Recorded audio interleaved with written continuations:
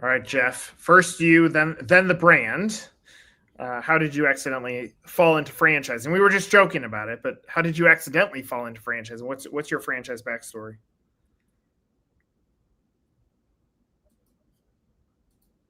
Yeah, it's a great question, Nick. So I was teaching school and was an athletic director and a soccer coach for a couple of years, and really enjoyed getting outside. And it was a lot of work, but man, the reward was tremendous. I then pivoted into private banking for about 2 years, and one day my wife came home and said she wanted to get into dental school. After I kind of got the shock and the awe behind me, I kind of was like, okay. And we lived in Macon, Georgia, and the only dental school in Georgia, I noticed your pullover, is in Augusta, Georgia. So she applied there, and I started looking around and said, do I want to stay in banking? What's my next kind of career move? And we had a young entrepreneur in Macon, Georgia, named Stuart Vernon.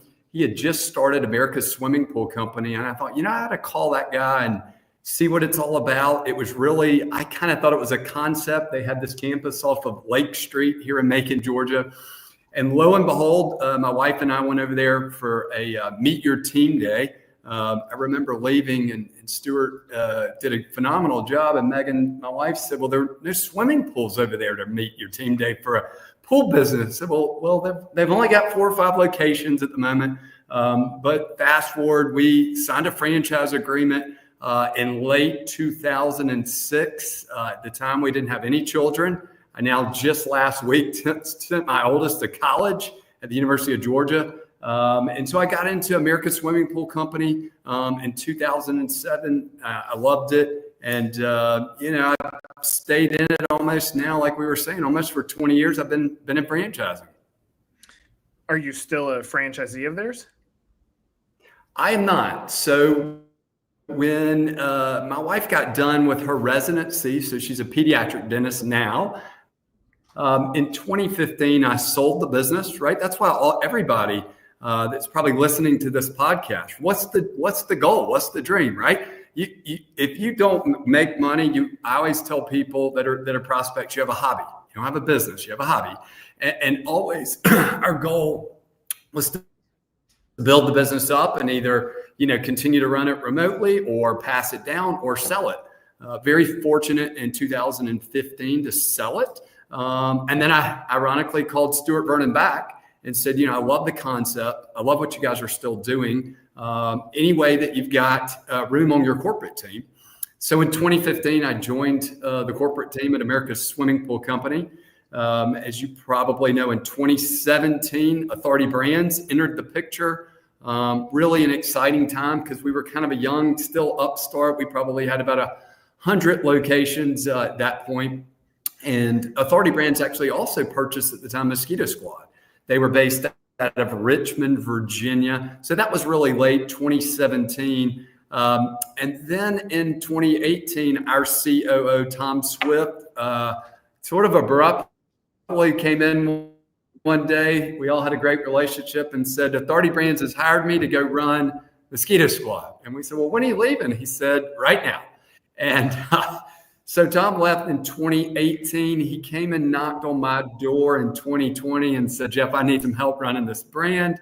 And I said, okay. So I came over to Mosquito Squad in 2020. And then I officially became the brand president in 2022.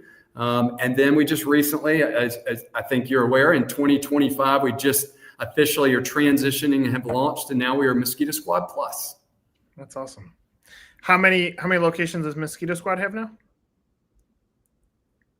So currently we have about 270 territories throughout 34 different states.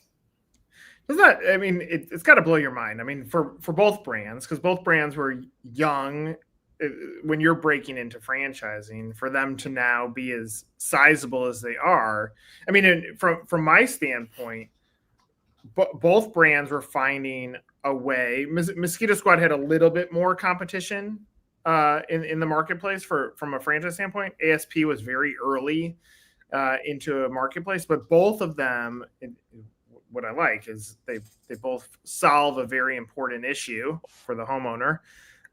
And because of the subscription model standpoint, there's residual income that will continue to come in for the franchisee. So it's a win-win situation. When you're looking at, one, the growth of how far Mosquito Squad has come, and then secondly, what is the value proposition to the customer and to the franchisee, how would you answer that?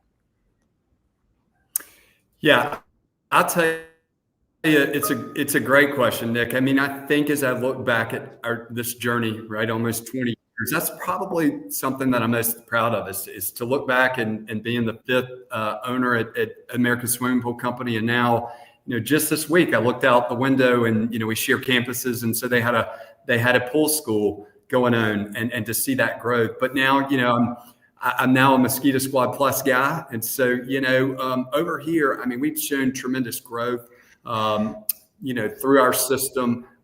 System-wide sales continue to grow. And I think for candidates that are looking, and I'm going to talk really specifically about Mosquito Squad Plus, I mean, the system really offers an opportunity because we were the first to get into the business in 2005. We also have really pushed hard in a space, as you mentioned, that's a bit crowded, but the innovation and technology for me and my entire team is really how we kind of try to distinguish ourselves ahead of the competition. We have 2 full-time entomologists on our team.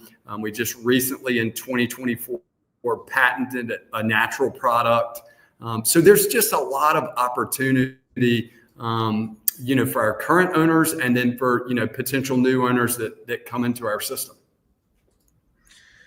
Not that you want another Zika to happen, but a Zika moment, what was good is that the media was now educating the consumer, the homeowner, of the importance of getting rid of the mosquitoes in the backyard.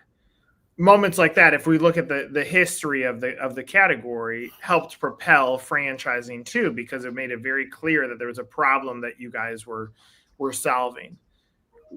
On the consumer front, do you feel like you still have to educate consumers of the importance of this, or is it a little bit easier today because they know that they just don't want the disease risk, so therefore they're going to put up as much enforcement in their backyards as possible? Is it easier to sell this as a service today than maybe it was 10 years ago? Sure. Another great question. Yeah. So I love going on field visits to go see my owners. I love I love being in this office and running the company, but at the same time, I love going and seeing my owners. And one of the best parts is hearing stories. And so as I talk to my owners, that bought in, in 2005 and 6 and 7, Nick, that's the exact challenge that they faced, was that it was really about education. Right. And so that education piece, as you mentioned, with some of the scares that have happened. And then, of course, when COVID happened, those have kind of been the 2 big events that have made it now where we really don't have to sell that part of the business anymore. The protectors of public health. I mean, that is ultimately what we do at our core. But that is that our consumer now, I would say 95, 97% of the consumers that we sell to, they understand it. And I'm very grateful for those owners, that sort of paved the way for us now that are here. I just was up in Minnesota with one of our oldest owners from a time period, not an age, Tom Olson, and loved hearing stories. But that's really what Tom was talking about, was how it was, it was a great concept. And, Boyd Honeycutt had done a great job, but they were doing marketing both as in, hey, we need name recognition, but we also have to tell them what we actually do. And I just don't get that question nearly as much. And I would even say I got it a decent amount, kind of 21, 22, and now fast forward to 2025, I really rarely get it. Another thing that I hear in your opening statement, and both brands, like you're early in with ASP as a franchisee, and being early in means you get to say, here's where my family would like to own a franchise. You can look around the marketplace and say, either I'm going to secure additional territory because I plan to expand, or you can look around and say, I don't need to. We're going to continue to expand as long as we have first right of refusal on the marketplace. when you're hearing a brand that has over 200 locations, that means obviously the expectations that were set actually turned into realities.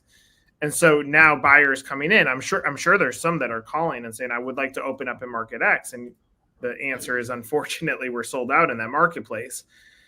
How would you encourage a franchisee, because you've been one before, about having some sort of sense of urgency on the process? Because if you don't, there's risk that you might not get the market or the brand that you want to buy into. Sure. I think based on what we've done over the last 2 years, the interest level is at an all-time high. We sort of entered this Mosquito Squad Plus phase as we've created EBI, as we're really being the innovators and sort of the leaders in technology in the space as well. It is a rush to get, we truly have, we try to map it out and we try to be on the side, but we probably another 250 territories we can sell. I mean, California is a market we weren't in, call it 5 years ago, and now we have 11 owners over there, but still tons of territory. It's just exploded in California. We get calls a lot over there, but across the country, going into Mosquito Squad Plus and offering pest packs has really opened that up as far as some additional white space as well. But there is a sense of urgency. We see it. Tuesday, we have a Meet Your Team Day. We have 5 candidates that'll be there for it. So, I am very proud of what our team has done to put us in the position to grow like we have. And I'm especially proud. One of the things I think is that as I look at both organizations, but particularly Mosquito Squad Plus, our owners continue to, try to buy more territory and expand. And to me, there's no bigger compliment to your system than your internal owners are trying, as you mentioned, to buy more territory. We like new people though as well. I mean, it's great to sell to an expansion, but there's nothing better than having someone new come in. And there's also nothing better to me as having a second generation. So we now are seeing, parents that started in Mosquito Squad in 2005 or 6 or 7. We've probably had 3 of those deals over the last 18 months where they're selling it to their children or their in-laws. And then, also balancing that out with brand new owners who are full of excitement. Because the community of owners here, we just completed a franchise business review survey, and we score off of the charts as far as the community of franchise owners. They really love each other. They lean in on each other, and it's a great part of being a part of Mosquito Squad Plus.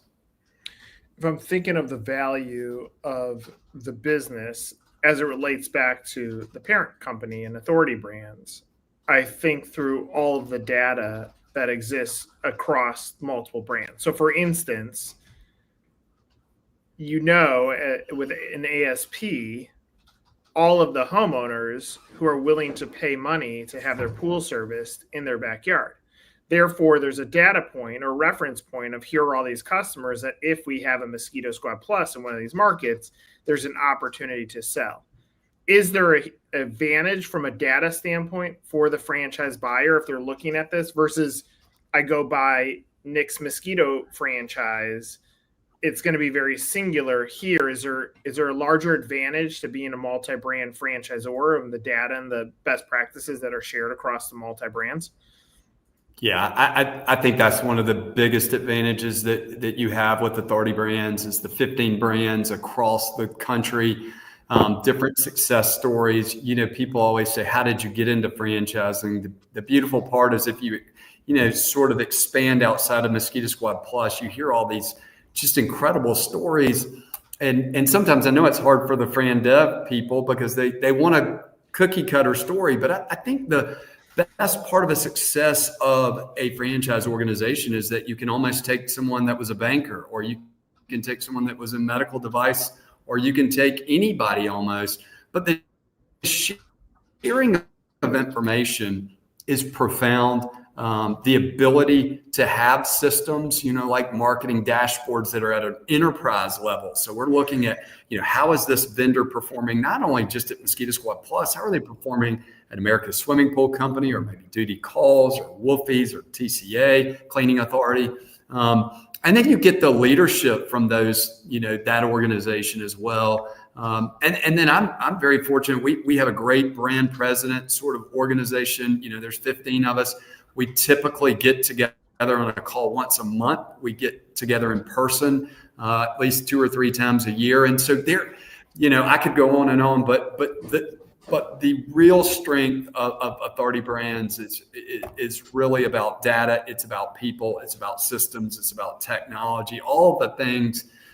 As you think about signing a 10-year agreement, right? I mean, what I tell candidates is you need to analyze what that organization is doing today. But in your mind, you need to think, what are they going to do in 3 years, in 5 years, in 7 years? Because you're signing a 10-year, agreement in most cases.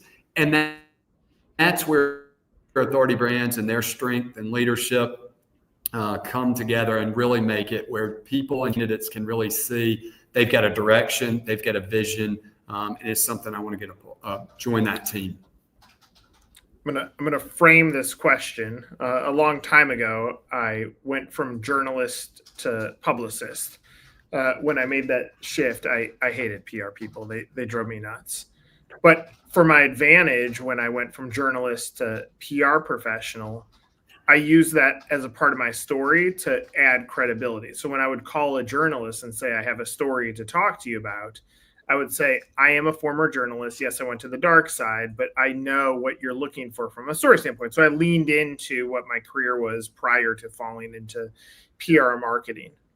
How much do you still lean into the fact that you did risk your life savings to invest into a franchise, to become a franchisee, then to go on and build up a successful business that you could exit?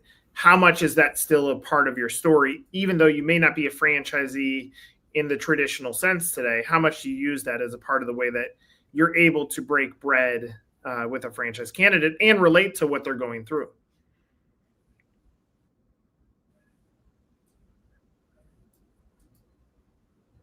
Absolutely. I think about it almost every day. I literally sat probably 100 yards from this exact seat. My franchising journey began. Again, I mentioned the meeting day on Tuesday. I'll tell that story then. But I think it's just as important as you're leading a brand and you're relating to owners, and you sort of know, I can remember being an owner even though it's been a little bit of time now, it has been 10 years. You can remember the struggles and you can remember the support that you were looking for and all of those things. And while I can't do everything and my team can't do everything, I think it certainly drives us each and every day to be the best leaders and to create the best environment for our franchise owners. I mean, we just hired a vice president of operations January 1 of 2024. He was the franchise of the year before. And so I like to surround myself with people that really understand what it is like to being a franchise owner. Therefore, not only for candidates that are coming in, but once they come on board, they know the support that they're going to get is authentic and genuine. I think it gives you a unique perspective because, one, I think from a franchise development standpoint, I would argue awarding franchises is the hardest thing in the world to sell. You're trying to convince someone to invest their life savings in the business they have little to no control over. They control the operations, but they don't get to say, I want to change the logo to this color. It doesn't exist. So you're operating a proven system. And then I think to those that are selling, there are certainly some that are tremendous at it, but those that have actually gone through the process of becoming a franchise owner give them a different perspective because it is chaotic. So many buyers walk up to that edge and don't jump. They get frightened by something. It could be royalty. It could be a franchise fee. It could be the fact that I'm going to be on my own. It could be the fact that I don't have health insurance and I have the stability of a job. And so for you to have gone through that, I think it's spectacular. And when you start looking around the room and saying there's a lot of people that have been there where they know what it feels like to be a franchisee. They know what it feels like to be a franchisee and the franchisor says, this is how high we're going to jump. And you have to say, okay, yes, let's do that. And so I think that gives you a tremendous perspective here that if I'm a buyer, even if I don't buy into Mosquito Squad Plus, I still want to have a discussion with you to say, like, how did you get comfortable with it? What were the conversations like with your wife? Did you ever have fear of doing this? Did you have fear when you were a franchisee? Were you scared of selling the business as to what happens next? Like, you hold so many great answers because you walked a day in the life of a franchisee. Yeah, I appreciate it. I mean, as I mentioned, when we pulled the trigger, I think my son was maybe at that point, right when we signed the agreement, was 8 months old. It's a scary time, right? When you have a young family, you're moving to a new city. I mentioned we moved to Augusta. I didn't really know anyone in Augusta, and it was frightening, and I was on the edge. And I remember taking a day off of work and talking to my wife and thinking, okay, this is really scary. And I can still remember sitting in the room that we were at in the house that we had, going back and forth. And at probably 10 a.m. we were in, at 11 a.m. we were out. And, but I think at the end of the day, Nick, it's about the system. It's about doing the due diligence. It's about getting comfortable with the people. And always, when we do our Meet Your Team days, I like them because they're pretty informal, and the fact that we leave a lot of opportunities for questions. Because what I never want to see, and we have never seen this, is I don't want to see a candidate be rushed into buying anything. That is the wrong approach to any business, whether you're starting it your own, like you mentioned, Nick's journalism, right? Or Nick's PR company, or Jeff's, I want the candidate to be fully informed. I want them to feel like they have all of the questions answered. I want them to feel comfortable. Most importantly, what I tell all of them is, in 1 year from now, I want to look you in the face and say, this is what I told you were going to get. This is how we're going to support you. And hopefully we'll see you at the convention, or I'll see you, face to face in another way. And you say, Jeff, thank you. That's exactly what, you delivered. So it does. It gives us I think a really big advantage. And I give credit to Greg Atwell. He's my VP of operations, and he does an incredible job because, a lot of people talk about onboarding. To me, it is the most critical point in any time of any business, not just franchising, right? I mean, you go back to the John Wooden quotes of, you got to set a foundation if you're going to build a championship team. That a lot of these franchise owners have never owned a business. They come to us with such varying degrees of business experience. It's our job to take that person, once they sign the agreement, to really, really get them prepared to take those baby steps and to really change their lives, because some of them are not used to working that hard, or not used to doing it this way, or there's just all kinds of questions, and it's our job. And we take that sort of really incredible challenge and incredible opportunity. I mean, I see it as such a blessing and opportunity that someone is willing to give us a large percent of their savings and trust our systems that they're going to build one of the biggest assets, probably the biggest, that they're going to have in their lives.